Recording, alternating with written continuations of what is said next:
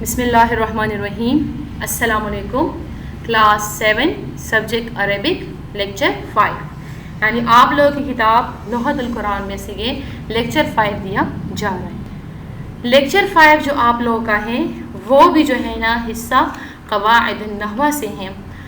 حصہ قواعد النحو میں سے آپ لوگ نکالیں صفحہ نمبر 78. صفحہ نمبر 78 میں آپ لوگ کا درس ہے الدرس الثالث. الدرس کا مطلب ہے سبق، الثالث کا مطلب ہے تیسرا، یعنی یہ آپ لوگوں کا حصہ قواعد النحو میں تیسرا سبق ہے.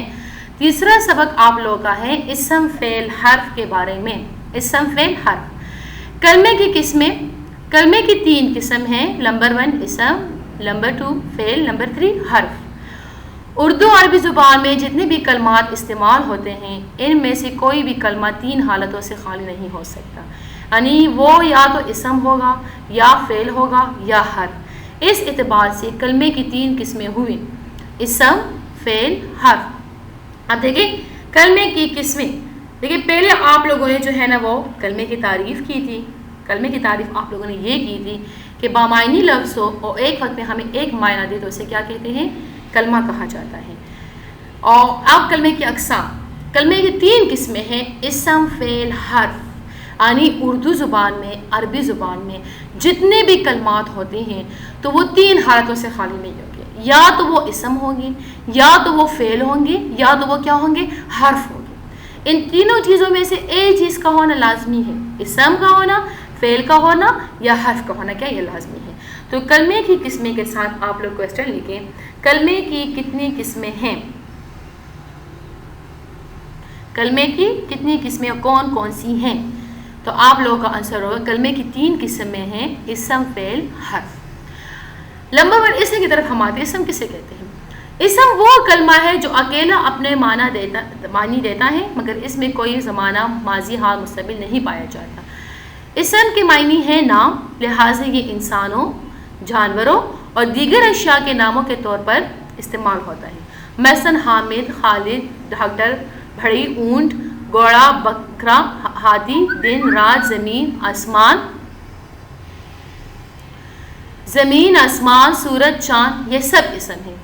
اسی طرح اسم ان الفاظ کو بھی کہا جاتا ہے جن کے ذریعے سے افعال، حرکات کو بیان کیا جاتا ہو، بشرط یہ کہ ان میں سے تینوں زمانوں میں سے کوئی زمانہ نہ پایا جائے. مثلاً اٹھنا، بیٹھنا، چلنا، پھرنا، سونا، جاگنا، بیماری، علاج، صحت، شفا وغیرہ.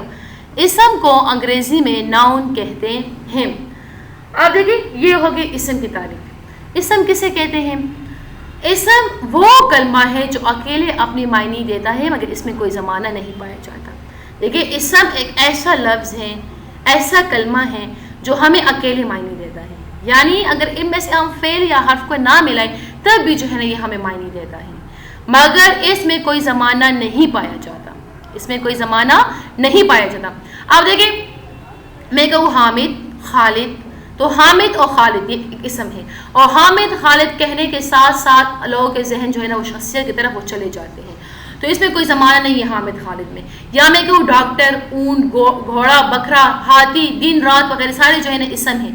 تو جب میں ان الفاظ کو ذکر کرتی ہوں تو یہ صرف اسم ہے، اکیلے ذکر ہے لیکن ہمیں کوئی معنی نہیں. میں دن ذکر کروں تو سب کے ذہن جو دن کی طرف جاتے ہیں کہ اس میں جو ہے نا ہر طرف جو ہے نا روشنی وغیرہ جو ہے نا وہ ہوتی ہے، اور اجالا جو ہے نا وہ ہو جاتا ہے.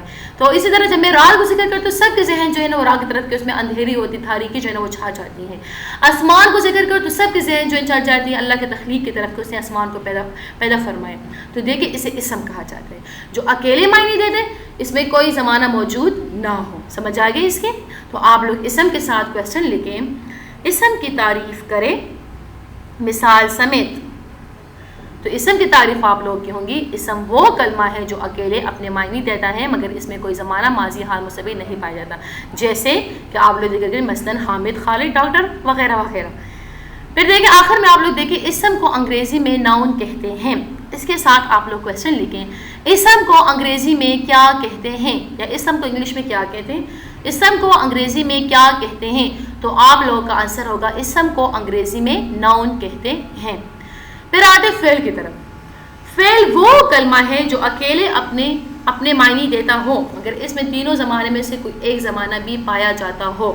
مثلا اس نے کھایا. اب دیکھیں یہ فعل کی تعریف ہے. فعل کسے کہتے ہیں؟ جو ہمیں اکیلے معنی دیتا ہو. یعنی دیکھیں اسم بھی ہمیں اکیلے معنی دیتا ہے, فعل بھی ہمیں اکیلے معنی دیتا ہے, لیکن اسم میں بات یہ ہے کہ اس میں تینوں زمانوں میں سے کوئی زمانہ نہیں پایا جاتا.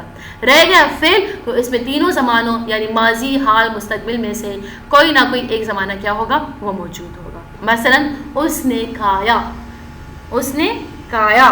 تو دیکھیں یہ کس کی مثال ہے؟ فعل کی مثال ہے. ایک کھانا ایک فعل ہے, ایک کام ہے, اور یہ جو ہے نا ہمیں اس نے کیا کیا؟ ادا کیا. جیسے اس نے اکلا, میں کیا سکتا؟ اکلا ایک لفظ ہے, ہمیں معنی دیتا ہے, اور تینوں زمانوں میں سے ایک زمانہ بھی موجود ہے کہ ماضی کا زمانہ ہے کہ اس نے کھانا کیا کیا؟ وہ کھایا, یا وہ کھانا کھا رہا ہے, یا اکلو وہ کھانا کھا رہا ہے یا کھائے گا.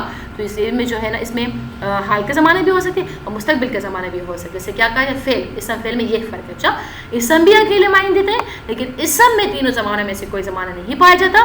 فعل بھی اکیلے معنی دیتے ہیں لیکن اس میں تینوں زمانے میں سے کوئی زمانہ وہ پایا جاتا ہے. تو آپ فعل کے ساتھ لے کے فعل کی تعریف کریں مثال سمیت, تو شروع سے لے کر آخر تک وہ کلمہ ہے جو اکیلے اپنی معنی دیتا ہو, اس میں تینوں زمانوں میں سے کوئی ایک زمانہ بھی پایا جاتا ہو. مثلا اس نے کھایا. یہ آپ لوگوں کی فعل کی تعریف. پھر آئے صفحہ نمبر 79 کی طرف. صفحہ نمبر 79 میں آپ لوگوں کا کام ہے زمانہ یا وقت کی 3 قسمیں ہیں. نمبر 1 ایک وہ زمانہ جو گزر گیا, اس کو ماضی کہتے ہیں. نمبر 2 دوسرا وہ زمانہ جو گزر رہا ہے, اس کو حال کہتے ہیں. تیسرا وہ زمانہ جو آئندہ آنے والا ہے, اس کو مستقبل کہتے ہیں.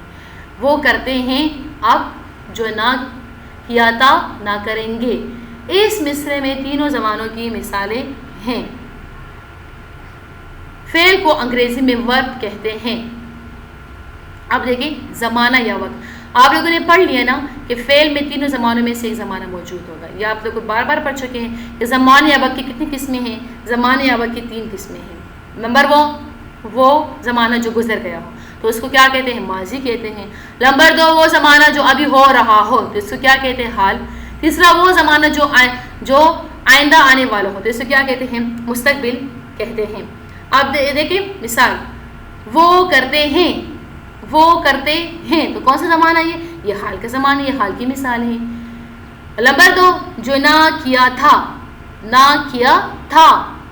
کون سا زمانہ ہے؟ ماضی کا زمانہ ہے. نہ کریں گے, وہ نہ کریں گے تو یہ کس کا زمانہ ہے؟ یہ مستقبل کا زمانہ ہے. تو دیکھیں آپ لوگ لکھیں اوپر کویسچن, زمانہ یا وقت کی کتنی قسمیں ہیں؟ زمانہ یا وقت کی کتنی قسمیں ہیں؟ مثال سمیت ذکر کریں یا تحریر کریں. تو آپ لوگ کا آنسر ہوگا زمانے یا وقت کی 3 قسمیں ہیں. ایک وہ زمانہ جو گزر گیا, اس کو ماضی کہتے ہیں. جیسے نہ کیا تھا, جیسے جو نہ کیا تھا, یہ مثال. نمبر 2 دوسرا وہ زمان جو گزر رہا ہے, اس کو حال کہتے ہیں. جیسے وہ کرتے ہیں. اور تیسرا وہ زمان جو آئندہ آنے والا ہے, اس کو مستقبل کہتے ہیں. جیسے نہ کریں گے. یہ ہو گئی آپ لوگ کا آنسر. اس مصرے میں تینوں زمانوں کی مثال. اچھا وہ کرتے ہیں حال کا زمانہ ہوگا, جو نہ کیا تھا یہ ماضی کا زمانہ ہوگا, نہ کریں گے یہ کس کا زمانہ ہو گیا؟ یہ مستقبل کا زمانہ ہو گیا. فعل کو انگریزی میں ورب کہتے ہیں. اس کے ساتھ آپ لوگ کویسچن لکھیں, فعل کو انگریزی میں کیا کہتے ہیں؟ تو آپ لوگوں کا آنسر ہوگا کہ فعل کو انگریزی میں ورب کہتے ہیں. پھر دیکھیں اسم اور فعل میں فرق. اسم اور فعل میں اتنا فرق ہے کہ اسم میں زمانہ نہیں ہوتا, جبکہ فعل میں زمانہ کا ہونا ضروری ہے. مثلا جب ہم صرف بیٹھنا کہتے ہیں تو یہ اسم ہے, اس لیے کہ اس میں کسی انسان کے کام ایکشن کو بغیر زمانے کے بتلایا گیا ہے. لیکن جب ہم یہ کہتے ہیں بیٹا یا بیٹھتا ہے یا بیٹھے گا تو یہ فعل ہے, اس لیے کہ اس میں انسان کسی کام کو تینوں زمانوں میں سے کسی ایک زمانے کے ساتھ بتلایا گیا ہے. دیکھیں یہ بھی آپ کو فرق بتایا جا رہا ہے کہ اسم و فعل میں فرق پر کیا ہوا. تو دیکھیں اسم و فعل میں یہی فرق ہوا کہ اسم میں زمانہ نہیں ہوتا اور فعل میں جو ہے نا وہ زمانہ پایا جاتے ہیں. اب مثال کے طور پر میں کہوں بیٹھنا, میں کیا کہوں بیٹھنا, تو بیٹھنا کیا ہے؟ یہ ایک اسم ہے. کیا ہے؟ ایک اسم ہے. اس میں تو یہ نہیں بتایا گیا کہ انسان کب بیٹھے گا, بیٹھا ہے یا بیٹھے گا یا بیٹھا گیا تھا. سمجھ آ گئی کہ نہیں؟ تو جو صرف بیٹھتا ہے یہ کیا ہے؟ اسم ہے. لیکن جب اس کے ساتھ یہ بتایا جائے کہ وہ بیٹھتا ہے یا بیٹھے گا تو یہ اس کے لیے کیا ہوا؟ فعل. اس کے ساتھ کس کو ذکر کر دیا گیا؟ کہ اس کے ساتھ جو ہے نا زمانے کو ذکر کر دیا. تو اس کے ساتھ جو ہے نا آپ لوگ کویسچن لکھیں اسم اور فعل میں فرق بیان کریں. اسم اور فعل میں فرق بیان کریں. تو یہ آپ لوگوں کے آج کا کام ہے، یاد رکھیں.